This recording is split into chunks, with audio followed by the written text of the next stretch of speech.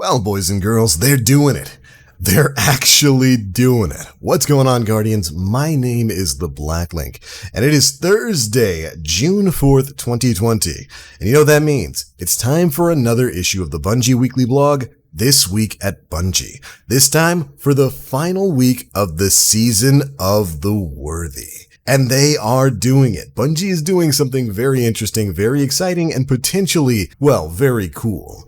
They are staying mum on what's coming next until it gets here. We've had a bunch of conversations about this over the course of the week. We had a couple of trailers go live, some teaser trailers showing off Europa, the characters Eris Morn and the Drifter, hinting at what's going to be coming next in the world of Destiny 2. They also told us that June 9th, next week, next Tuesday at 9 a.m. Pacific time, they're going to be going live to show us the future of Destiny 2. And we've been asking the question, well, does that mean a new expansion or does it mean Season 11? It could be either or, it could be both. But what Bungie is doing here is they are basically staying mum all the way up until that release. Pretty exciting times in Destiny. It's a ballsy play. I've been saying it since the podcast. It's a very ballsy play for them to wait until release day to show us exactly what we're going to be doing in the upcoming season. But I'm willing to give them a shot on this one.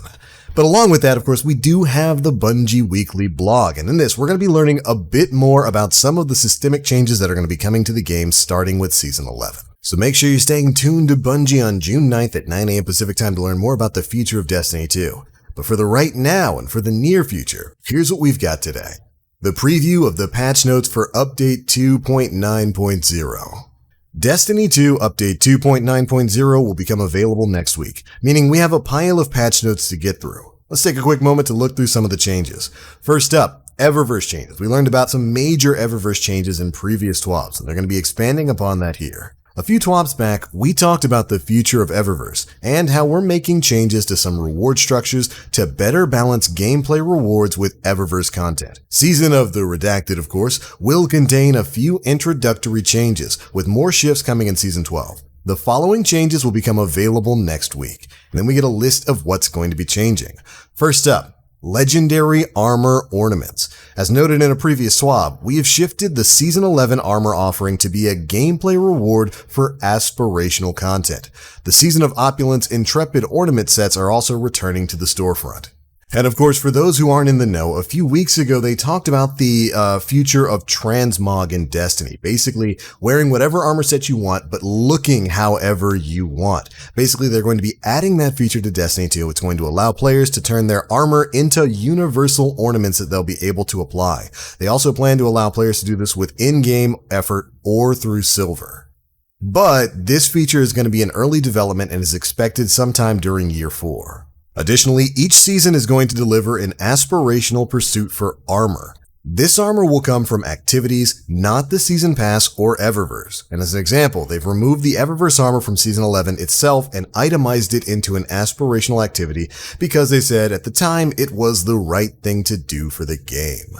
As for the notion of aspirational activities themselves, aspirational activities are stuff like raids, trials, dungeons, and etc. So basically, the Season 11 Eververse armor is no longer going to be Eververse. It is in the game now, and it's going to be earnable through those aspirational activities. So that's what they're referring to here. Next up, for the Season Pass, they've added an additional 2,300 Bright Dust to the Season Pass. For the Bright Dust purchases, they've also added a flare section to feature shaders and spawn FX. They've also taken some highly requested items from previous seasons and made them available in the Eververse store once again, including the Wishes of Sorrow.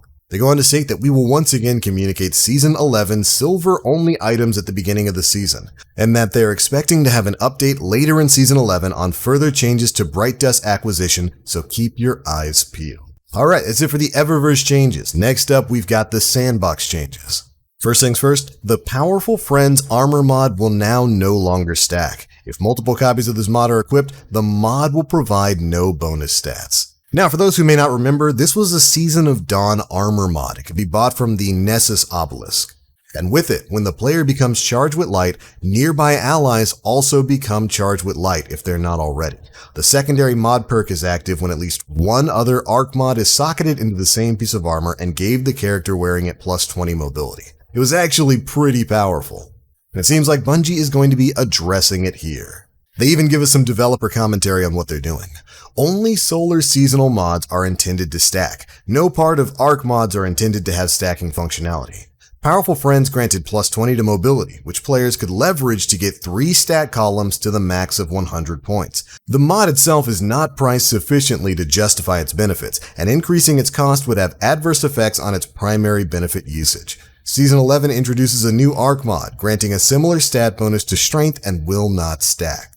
So as you can see there, they're knocking back that extra mobility that you could get for stacking additional Arc mods. It basically allowed you to get triple 100 on your primary stacks, and they definitely don't want that moving forward. After that, Enhanced Auto Rifle Loader, Enhanced Fusion Rifle Loader, and Enhanced Bow Loader armor mods now have a chance to drop from Pinnacle mod sources.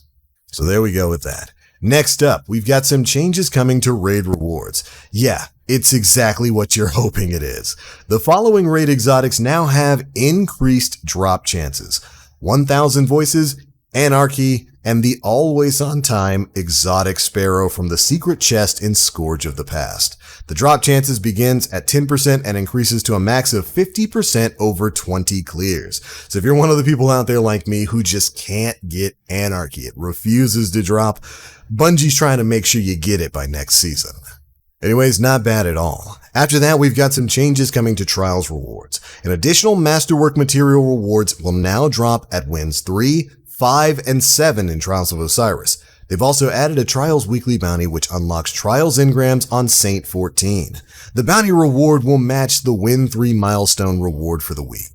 Trials tokens distributions have been rebalanced to focus on wins 3, 5, and 7 of a Trials passage. This includes repeat passages. Next up, Trials tokens are no longer awarded from match completions, and tokens are now granted specifically through wins and bounties. Finally, Passage of Wealth now doubles the bonus Trials tokens earned at 3, 5, and 7 Trials wins.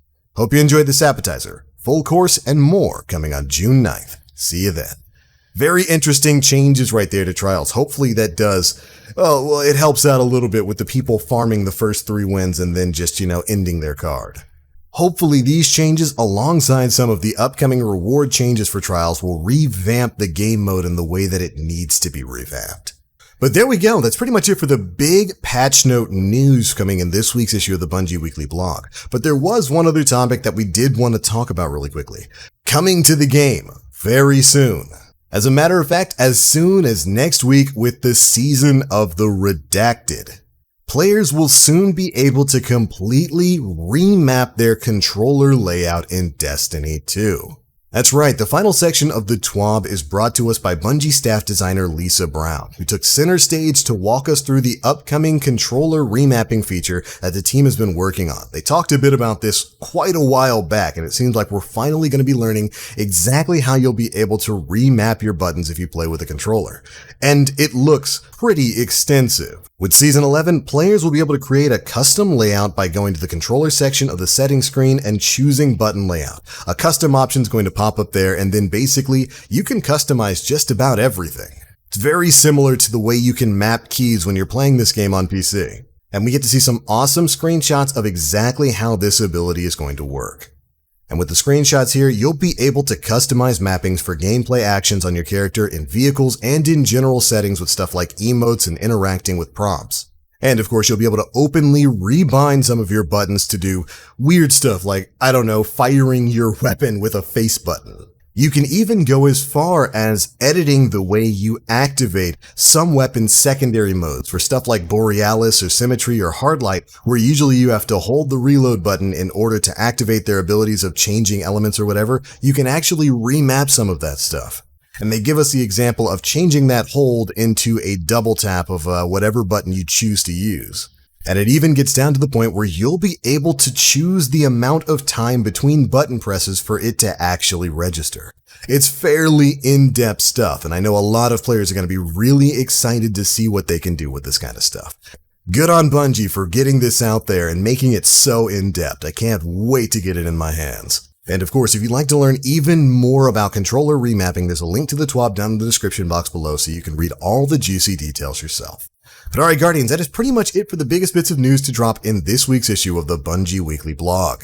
Next week is going to be absolutely titanic in the amount of news that's going to drop for this game, so make sure you're staying tuned. And if you enjoyed this video, feel free to drop a like, make sure you subscribe, and hit that notification bell to stay up to date with all the latest stuff we're putting out. And of course, be sure to leave me your thoughts down in the comment section below. How is this content release going to go? What are your expectations from Bungie next week? Be sure to let me know. That's it for this one. Thank you all so much for watching. And as always, I am the Black Link. You Guardians, stay frosty.